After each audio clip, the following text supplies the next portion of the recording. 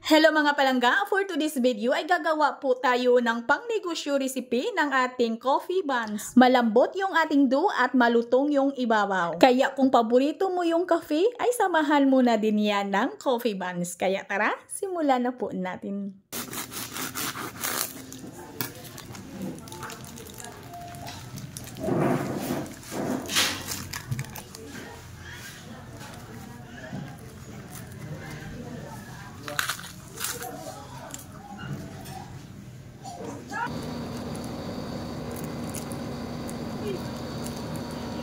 So mga gawa na po tayo ng ating dough. Dito sa ating dough ay gagamit lang po tayo ng 500 grams ng first class flour at half tablespoon ng yeast. Itong yeast na ito ay mabango at madaling magpaalsa. At kung walang ganito ay kahit ano lang na brand ng yeast ang gamitin. At dito maglagay lang po tayo ng 1 teaspoon ng bread improver. Kung wala kayong mga bread improver ay wag nyo na lang lagyan, ay okay lang. Kasi kadalasan po sa inyo ay wala pong mga bread improver. 1 teaspoon ng iodized salt at 1/3 cup ng light brown sugar at 1/4 cup ng powdered milk. Half tablespoon ng vanilla at isang piraso na itlog at 1 cup na cold water.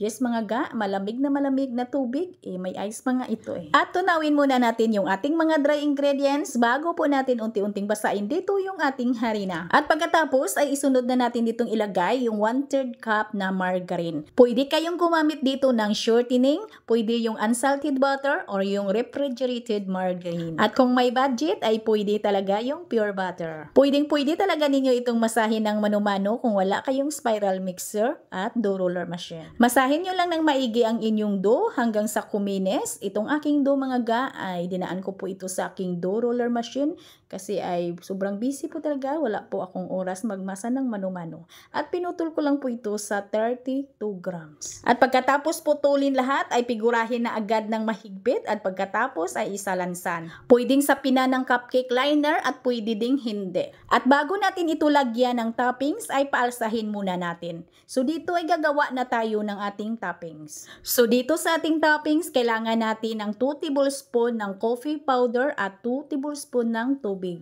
At tunawin muna natin yung ating coffee powder. At ilagay na natin yung ating 3/4 cup ng white sugar at 2 piraso ng medium na itlog. And then haluin muna natin, durugin muna natin yung ating itlog.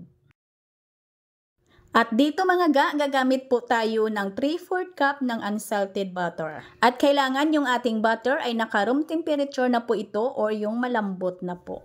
At batahin lang po natin yan hanggang sa pumino yung texture ng ating butter. At isunod na po natin ditong ilagay yung ating all-purpose flour. Ang kailangan natin dito na harina ay 1 cup plus 4 teaspoon.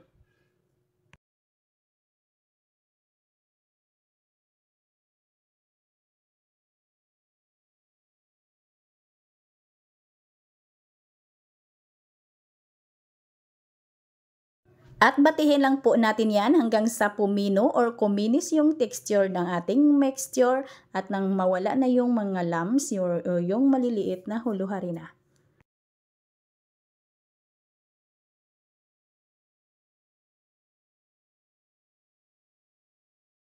Ayan na mga ito na po yung consistency ng ating mixture. Makinis na po siya, ay i-transfer na po natin ito sa ating piping bag. At yung ating dough ay umalsa na ng 80%, ay pwede na po natin itong isa lang. At bago natin ito isa lang, ay lagyan na natin ng toppings. At yung ating plastic disposable piping bag ay dublihin lang po natin. At butasan lang po natin yan sa dulo ng maliit lang na butas. At nang matapos natin ito mga malagyan lahat ng toppings, ay pwede na po natin itong isa lang agad at kailangan ay mainit na po yung ating oven bago natin ito isa lang.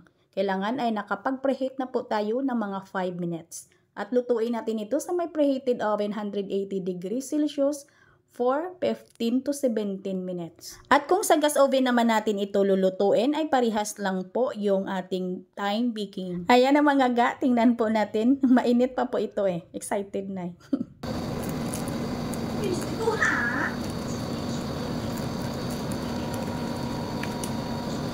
Ang sarap at ang lambot po ng ating dough. Malutong talaga yung ibabaw pag mainit pa.